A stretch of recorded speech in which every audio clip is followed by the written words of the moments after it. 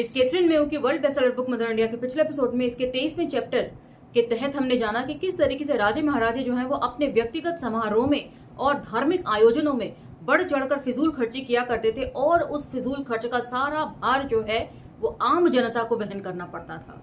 लेकिन वहीं आम जनता जो है शिक्षा पाकर सोचने समझने के काबिल हो गई थी और अब उसे राजे महाराजाओं के शासन और अंग्रेजी शासन में फर्क दिखाई देने लगा था। तो यहाँ तक तो हमने पिछले एपिसोड में जान लिया था। अब हम चर्चा को यहाँ से आगे लेकर चलेंगे और कैथरीन जो है अंग्रेजी शिक्षा के प्रभाव में किए गए कुछ राजे महाराजों के अच्छे कामों का ब्यौरा भी हमारे सामने प्रस्तुत करेंगी। तो चलिए मेरे साथ। जय भीम, मैं शालिनी और आप देख रहे हैं अंबेडकर नामा। कुछ राजाओं की क्रूरताओं और राक्षसी कर्मों की शर्मनाक कहानियां सुनाई जाती हैं, पर मूल जमीनी काम इस तरह की कहानियों के नीचे दब के रह जाते हैं, पर बिना स्पष्ट प्रमाण के उनमें से किसी को भी स्वीकार नहीं किया जा सकता है, क्योंकि भारत का सरकार विरोधी प्रेस बढ़ा चढ़ाकर कही या लिखी गई ऐसी सामग्री के प्रसारण के हर सुझाव को जब्त कर लेता है। वह इस तरह की बातों की अनुमति देने में ढिलाई के लिए मजमून बनाकर देता है। यद्यपि यहाँ सरकार हस्तक्षेप करती है, वहां वही तत्व विदेशी तानाशाह का क्रंदन बढ़ाने के लिए अक्सर शीघ्रता करते हैं। तो यहाँ पर उस समय जो भारतीय प्रेस का चरित्र था उसको भी ये लेख उजागर कर रहा है और इन प्रेस को चलाने वाले वही गिने चुने शिक्षित लोग हुआ करते थे जो संसद में जाकर भी हंगामा खड़ा किया करते थे सरकार के हर सुधार विरोधी कार्य के। सिंहासन के लिए पैदा हुआ लड़का एक भयभीत बाधा के साथ दुनिया में आता है। सब उसके कृपा पात्र होना चाहते हैं और इसका सबसे बेहतर पुराना रास्ता बेलगाम वासना, अहंकार, फिजूल खर्ची और उच्च श्रृंखलता है। किंतु कभी कभी कोई दृढ़ और समझदार रानी माँ अपने पुत्र को इन सब से बचाती है और कभी कभी उस उत्तराधिकारी को पढ़ने के लिए इंग्लैंड के पब्लिक स्कूल में भेज दिया जाता है अथवा उसे कुछ वर्षों के लिए भारतीय सामंतों के 4 कॉलेजों में से किसी एक में कुछ अच्छे प्रभाव प्राप्त करने के लिए भेज दिया जाता है। तो यहाँ पर इन्होंने इन कॉलेजेस का नाम मेंशन नहीं किया है, लेकिन मैंने नेट पर सर्च किया था कि इस दौरान 18वीं सदी और 19वीं सदी के दौरान अंग्रेजों के खोले गए कॉलेजेस के ऊपर जब आप सर्च करेंगे तो बहुत लंबी लिस्ट खुल जाती है, जिससे पता चलता है कि अंग्रेजों ने इस देश के हर हिस्से में कोई ना कोई स्कूल कॉलेज स्थापित जरूर किया था उस समय। इन प्रभावों में एक प्रभाव अपने साथियों के बीच जीवन का आदान प्रदान है। ये प्रभाव उसे अपने महल में नहीं मिल सकता, क्योंकि वहां वह हमेशा मातहतों या बड़ों के साथ होता है, मतलब चापलूसों के साथ ही ज्यादातर उसका समय बीतता है। दूसरा प्रभाव शारीरिक और मानसिक सुस्ती से उसे निरंतर जागृत करने का प्रयास है, जिसके लिए उसे काम करना और खेलों में विद इन ब्रैकेट विशेष रूप से टेनिस जैसे खेलों में सक्रिय रहना होता है, जिसे वह अपने घर जाकर वापस जारी भी रख सकता है। इसका तनिक भी ये कारण नहीं है कि कॉलेज उसके पक्ष में चलता है, बल्कि इसका कारण ब्रिटिश प्रधानाध्यापक की समझदारी है, जिसका काम लड़के की वर्तमान और आने वाली कठिनाइयों को जानना और उसके राजसी गौरव के उस सक्रिय आदर्श की शिक्षा देना है जिसका ध्येय सेवा करना है। तो राजा का धर्म जो होता है वो अपने प्रजा की सेवा करना होता है, लेकिन इसके ठीक उलट यहाँ के राजे महाराजे जो हैं वो जनता का ही खून चूसते हैं। उनके लिए कोई काम यहाँ पर लोगों ने नहीं किया है और हमने पिछले चैप्टर में पढ़ा था कि यहाँ के लोगों को लोकतंत्र के पहले दर्शन जो हैं वो अंग्रेजी शासन के दौरान ही हुए थे, उससे पहले राजतंत्र चलता था। कुछ मामलों में शिक्षा का यह कर्म लड़के के बाद के जीवन में पूरी तरह से लुप्त दिखाई देता है, लेकिन दूसरों में चरित्र का विकास निश्चित रूप से भारतीय राज्यों में सरकार के संपूर्ण मानक को ऊपर उठा रहा है। कि बेशक शिक्षा का बहुत ज्यादा प्रभाव जीवन में नहीं रहता है जब यही राजकुमार जो है राजा बनकर गद्दी पर बैठते हैं, लेकिन फिर भी कहीं ना कहीं ये उनके सोचने समझने के तरीकों में बदलाव तो जरूर लाता है। तो वही बात आ जाती है कि एक पॉजिटिव विचार की क्या इंपॉर्टेंस होती है। आहिस्ता आहिस्ता करके ये जनरेशन्स में बदलाव जरूर लाता है सोचने समझने के तौर तरीकों में। इसका एक सर्वश्रेष्ठ उदाहरण मैसूर स्टेट है। तो मैसूर स्टेट जब भी नाम आता है तो यहाँ के 2 सबसे दिग्गज शासकों का नाम हमारे जहन में उभरता है। सबसे पहला हैदर अली और दूसरे उनके बेटे टीपू सुल्तान, लेकिन यहाँ पर दोनों में से किसी का जिक्र नहीं है, जिक्र कुछ और है, जिसकी रियासत का आकार लगभग 6 मिलियन आबादी वाले स्कॉटलैंड के बराबर है। वर्तमान प्रिंस के पिता और उनके कर्तव्यों के लिए ब्रिटिश मार्गदर्शन में इन्हें शिक्षित किया गया था। पिता को उनकी अल्प व्यस्तता के दौरान सरकार का कार्यभार जब ब्रिटिश निगरानी में आया तो उनके द्वारा नियुक्त एक अच्छे दीवान की सहायता से उन्होंने अपने लोगों के हित में एक बेहतर और विश्वसनीय प्रशासन चलाया था। जब 1894 में यानी कि 1894 में उनकी मृत्यु हुई तो वह भी उसके पीछे एक अवयस्क उत्तराधिकारी छोड़ गए थे। तब एक बार फिर से राज्य की बागडोर ब्रिटिश मार्गदर्शन में क्वीन रीजेंट के हाथों में आई और युवा राजकुमार को अपने भावी जिम्मेदारियों को संभालने की विधिवत शिक्षा दी गई। 1907 में इस राजकुमार का राज्याभिषेक हुआ और उसी समय से उनके शासक के रूप में अपने कर्तव्यों के प्रति निस्वार्थ और समझदार समर्पण का उच्च उदाहरण पेश किया गया। तो जैसा कि हम जानते हैं, अंग्रेज में भी राजा रानियों का शासन अभी तक भी जारी है, लेकिन बावजूद उसके वहां पर संसदीय प्रणाली भी काम करती है और सुचारू रूप से काम करती है। लोकतंत्र है वहां पर राजशाही के बनिस्बत। तो वही सब चीजें जो हैं वो यहां पर राजाओं को उन्होंने सिखाने की कोशिश करी। हाल ही में अपने राज्य की भलाई के लिए एक Muslim Parsi mister Mirza Ismail CIE अर्थात companion of the order of the Indian empire OBE अर्थात officer of the order of the British empire को दीवान के रूप में पसंद करने के लिए धार्मिक रूढ़िवादी हिंदू को उनकी एकनिष्ठ इच्छा के प्रमाण के रूप में लिया जा सकता है। मैसूर नगर अपने व्यापक छायादार वृक्षों, अपने आधुनिक सार्वजनिक भवनों, अपने पार्कों तथा बगीचों और चारों ओर विद्युत प्रकाश से जगमगाता हुआ एक साफ सुथरा आदर्श नगर है। उसका ध्यान आकर्षित करने वाले अनेक सुंदर इमारतों में से एक विशाल प्रौद्योगिकी कॉलेज, एक विशाल विश्वविद्यालय भवन जिसका अपना अलग पुस्तकालय है और एक बड़ा सा अस्पताल है। तो मतलब सभी मूलभूत सुविधाएं जो हैं वो यहाँ पर उपलब्ध हैं। एक बड़ी सिंचाई परियोजना लगभग पूरी होने को है। राज्य के खनिज संसाधनों में उसके कृषि उद्योग और उत्पादन कार्यों में प्रगति हो रही है। कुशल और अकुशल मजदूरों की मजदूरी पिछले वर्षों में दुगनी हो गई है, जो सबसे इंपॉर्टेंट है। जैसा कि पिछले एपिसोड में हमने जाना, कैथरीन कहती है कि जब भी जो उत्थान किया जाना चाहिए वो सबसे निचले तबकों का सबसे पहले उत्थान किया जाना चाहिए। तो मजदूरों की मजदूरी बढ़ना उसी के तहत मैं ले रही हूं। बाकी आपकी क्या मंशा है वो आप कमेंट सेक्शन में मुझे बता सकते हैं। लोगों के प्रतिनिधियों को राज्य प्रमुख के साथ नियतकालिक संवाद के लिए चुनाव के माध्यम से लाने की व्यवस्था सफलतापूर्वक चल रही है और अंत में उस सुखद भविष्य विषय की संक्षेप में चर्चा जिससे वो दो लांछन भी दूर हो जाएंगे जो लगाए जाते हैं। पहला, एक राजाज्ञा हुई कि प्रशासनिक अधिकारी के लिए 2 उम्मीदवार आए हैं। उनमें कार्यालय योग्यता के आधार पर जो बेहतर व्यक्ति होगा उसका ही चयन किया जाएगा, किंतु जाति के आधार पर उच्च जाति के व्यक्ति का चयन नहीं किया जाएगा।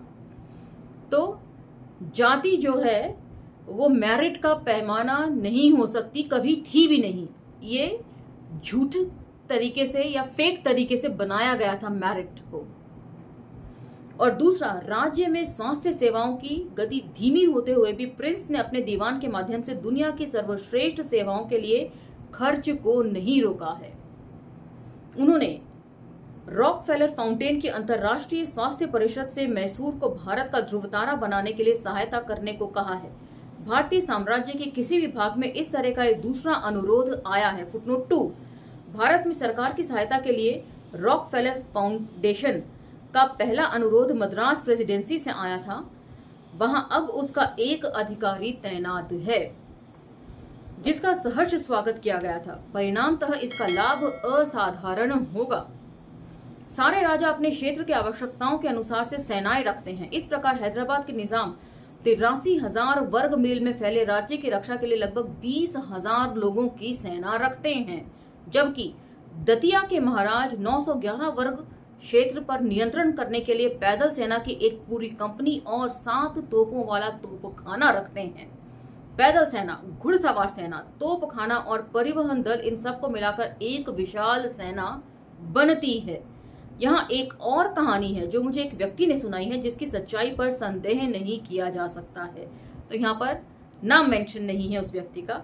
वह 1920 का संकटपूर्ण समय था, जब एक सुधार अधिनियम के बारे में संदेह व्यक्त किया जा रहा था और लगातार ये अफवाह फैलाई जा रही थी कि ब्रिटेन भारत छोड़ने वाला है।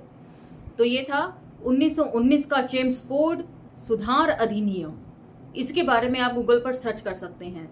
हालांकि काफी सारी जानकारी अब गूगल से हटाई जा रही है, बदली जा रही है, फिर भी कुछ ऑथेंटिक जानकारी आज भी अवेलेबल है। भारत का लंबा अनुभव रखने वाला मेरा एक अमेरिकी सूचना अधिकारी ने एक आकर्षक व्यक्तित्व के महत्वपूर्ण प्रिंस के राज्य की कृषि और सेना को देखा था, जिसका अपने राज्य के लिए प्रथम श्रेणी का कार्य था।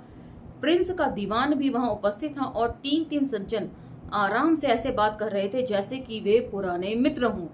तो मतलब राजा का जो अपने सुबॉर्डिनेट्स या मंत्रियों के साथ दोस्ताना व्यवहार यहाँ पर बता रही हैं कैथरीन, कि राजा का मतलब तानाशाह नहीं था कि सिर्फ वो अपने मंत्रियों को आदेश ही देगा, बल्कि उनसे सलाह मशवरा एक दोस्ताना तरीके से कर रहा है, जो कि एक पॉजिटिव साइन कैथरीन बता रही हैं।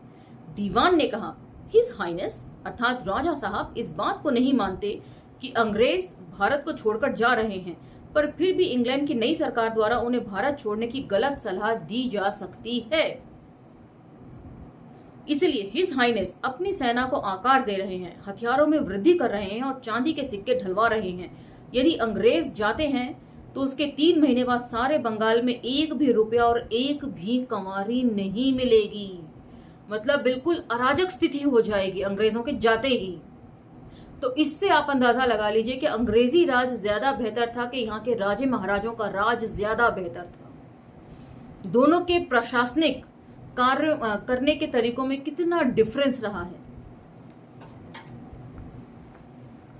और इन सब चीजों को तो आप इतिहास की पुस्तकों में भी पढ़ सकते हैं। वैसे ये भी बिल्कुल सही है कि जैसे ही सरकारें बदलती हैं तो सबसे पहले जो है वो इतिहास की पुस्तकों में फेरबदल किया जाता है। तो इससे ही आप अंदाजा लगा लीजिए इतिहास कितना इम्पोर्टेंट है।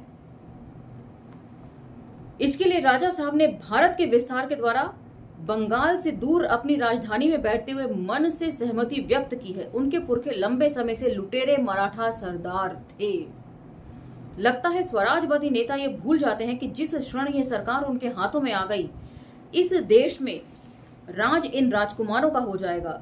राष्ट्रों के रूप में राजा ही चमकेंगे और उसी तरह अलग अलग जगह राज करेंगे जिस तरह से वे सदी पहले से करते रहे हैं। और वे भारतीय सेना, जिसे यदि एक साथ रखा जाए तो विधानसभा के आदेशों को मानने की बजाय इन्हीं राजकुमारों में से किसी एक के पीछे बोलेगी, इसकी संभावना ज्यादा हो सकती है। तो भारत के राजतंत्र को यहाँ पर कैथरीन डिस्कस कर रही हैं। इसमें लोकतंत्र की भावना कहीं नहीं रही है। इस राजतंत्र में भारतीय मन एक निरंकुश अभिजात वर्ग के सांचे में ढला होता है। इसलिए एक स्वाभाविक युद्ध का मतलब है एक राजकुमार का नेतृत्व और असीमित लूट।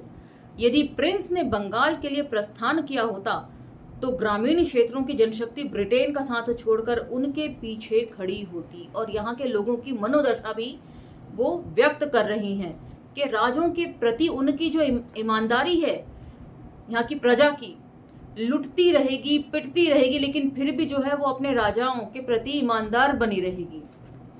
और अंग्रेज सरकार जो उनके भले के लिए स्कूल कॉलेज खुलवा रही है, उनका उत्थान करने की कोशिश कर रही है, तो उसको ये जनता नकार रही है। किंतु राजकुमार लोग ये अच्छी तरह जानते हैं कि यदि ब्रिटेन भारत से चला गया तो उनमें से हर एक अपने लिए भूभागों को तुरंत हड़पना शुरू कर देगा।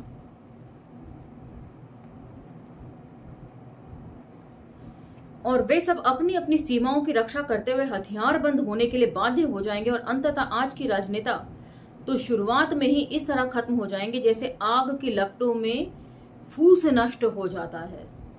तो राजनेता जो पढ़े लिखे शिक्षित वर्ग होता है और लोगों को एजुकेट करने की कोशिश करता है, हर राजनेता ईमानदार हो अपनी जनता के प्रति, ये जरूरी नहीं है, लेकिन जनरली राजनेताओं का काम यही होता है कि वे मुद्दों को लेकर जनता के सामने जाएं। तो ऐसे लोग जो है राजतंत्र में पसंद नहीं किए जाते। किंतु राजे महाराजे ऐसा कोई मुद्दा नहीं चाहते हैं। वे खुलकर कहते हैं कि वे पैक्स ब्रिटानिका अर्थात ब्रिटिश शांति में बहुत प्रसन्न है, क्योंकि ये उनको न केवल भारी भरकम सेना रखने के खर्चों से बचाती है, बल्कि उनको रेल मार्ग, अच्छी सड़कें, बंदरगाह, बाजार, डाक और तार सेवा जैसी सार्वजनिक सुविधाएं भी उपलब्ध करवाती है, और साथ ही उन्हें शांति से अपनी संपत्तियों का विकास करने की भी अनुमति देती है। तो मतलब सरकारी पेंशन पर पलने वाले राजे महाराजाएं बड़े खुश हैं विदेशी शासन के तहत, कि उन्हें किसी भी चीज की चिंता नहीं करनी पड़ती है। सब चीज जो है वो अंग्रेज सरकार देख लेती है, वो तो बस खाली अपनी संपत्ति बढ़ाने में लगे हुए हैं।